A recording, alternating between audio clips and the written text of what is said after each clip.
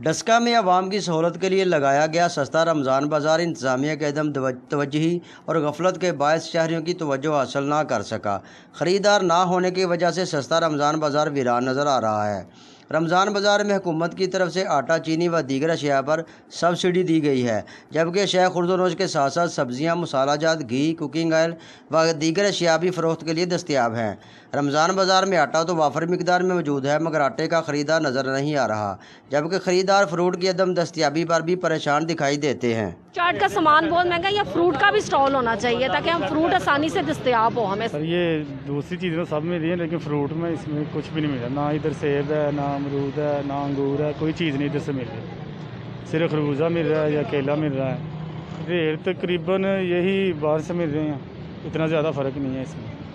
दुकानदारों का कहना है कि रमज़ान बाज़ार में दीगर अशिया समेत चिकन और छोटा बड़ा गोश्त आम मार्केट से सस्ता फ़रोख्त किया जा रहा है।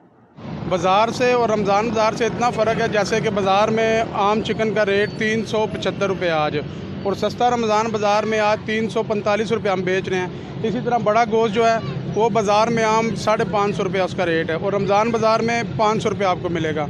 और इसी तरह चले जाएँ आप मटन के ऊपर, छोटे गोश्त के ऊपर, वो आम दुकान के ऊपर 1400 मिल रहा है और इधर बेच रहे हैं 1000 रुपये किलो।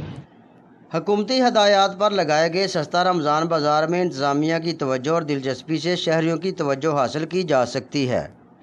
अवाम की सहूलत के लिए लगाए गए सस्ता रमज़ान बाज़ार में अशिया खुर्द-ओ-नोश तो दस्तयाब हैं, मगर गाहक फ्रूट की अदम दस्तयाबी का शिकवा करते नज़र आते हैं, जिसकी तरफ इंतज़ामिया को तवज्जो देने की ज़रूरत है। मोहम्मद अमीन रज़ा, वश न्यूज़, डस्का।